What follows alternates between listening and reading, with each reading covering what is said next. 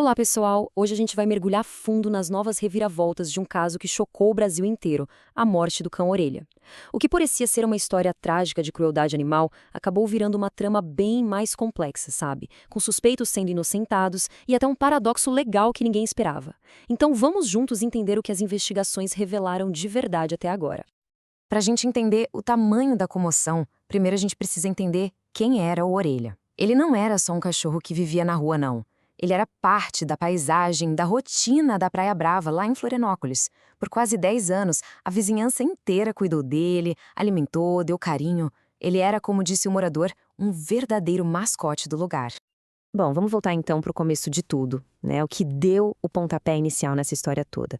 A brutalidade do que aconteceu não só deixou a comunidade em choque, como também fez a polícia entrar em ação muito rápido.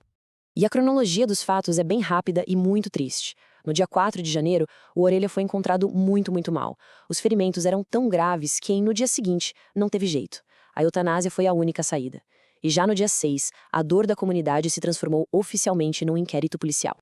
E olha, se existia qualquer dúvida sobre o que tinha acontecido, o laudo veterinário veio para acabar com ela. As lesões que ele tinha, principalmente na cabeça e no olho, não deixavam nenhuma margem para outra interpretação. Aquilo não foi um acidente, foi um ato de violência deliberado. Logo de cara, a investigação chegou num grupo de jovens. E é exatamente aqui que a história começa a ficar bem mais complexa, por causa do jeito que a lei funciona no Brasil. E esse é um ponto fundamental para a gente entender o caso.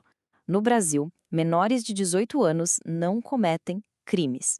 O nome técnico que a lei dá é ato infracional. Isso não quer dizer que não acontece nada, tá?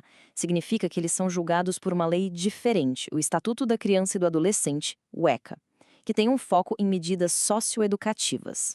E como a gente vê aqui, as consequências podem variar bastante. Pode ser desde uma advertência, até a obrigação de reparar o dano, prestar serviço para a comunidade. E a medida mais grave de todas, que é a internação por no máximo 3 anos. É importante a gente ter em mente que a ideia do ECA não é só punir como no sistema dos adultos, mas principalmente reeducar e reintegrar esse jovem na sociedade.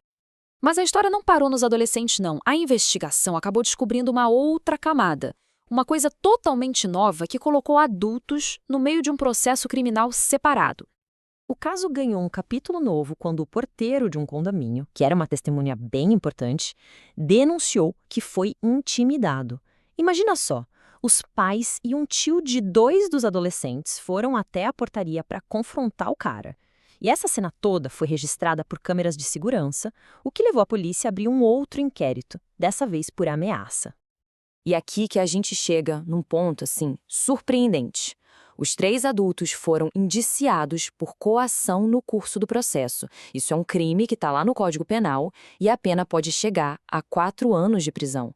Agora pare e pensa nisso. Eles podem, teoricamente, pegar uma pena maior do que a internação máxima que os adolescentes podem receber pelo ato que tirou a vida do Orelha. É uma situação, no mínimo, irônica, né? Ok, e agora a gente chega na grande virada do caso.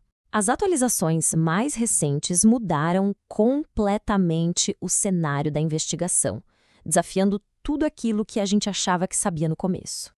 A primeira versão da história, aquela que viralizou nas redes sociais, falava em 4 adolescentes. Os nomes, as fotos, mesmo sendo ilegal vazar, acabaram se espalhando e alimentaram uma onda de revolta gigantesca. Só que, conforme a investigação foi avançando, a polícia começou a encontrar novas provas. E essas provas mudaram completamente o rumo do jogo. Com base nessas novas evidências, o número de adolescentes que estão sendo ativamente investigados pela morte do Orelha foi reduzido. Agora são 3. Então, essa é a grande reviravolta. Um daqueles 4 jovens foi completamente descartado como suspeito. A família dele conseguiu apresentar provas concretas de que ele nem estava na Praia Brava no dia em que tudo aconteceu. Com isso, ele deixou de ser investigado e passou a ser considerado uma testemunha, o que, claro, reconfigura toda a investigação. Beleza. Isso tudo leva a gente a uma pergunta fundamental. No meio de tanta especulação, de tanta revolta online, o que a polícia realmente sabe? Quais são os fatos concretos que a investigação tem até agora? E aqui a gente entende o tamanho do desafio para os investigadores. Eles analisaram, gente, cerca de 1.000 horas de filmagens. 1.000 horas! E a conclusão é, não existe um vídeo do momento exato da agressão e também não existem testemunhas que viram o ataque acontecer. O caso todo está sendo montado com base no que a polícia chama de indícios convergentes. É como montar um quebra-cabeça, sabe? Juntando várias peças que todas juntas apontam para os suspeitos. Ah, e outro ponto importante. Aquela teoria de que isso seria um desafio de internet foi totalmente descartada pela polícia. Certo, com todas essas peças no tabuleiro, como é que fica o cenário jurídico nesse exato momento? Vamos dar uma olhada na situação atual. Na prática, o que a gente tem são várias investigações correndo ao mesmo tempo. De um lado, o inquérito sobre a morte do Orelha, focado nos 3 adolescentes, que ainda está em andamento.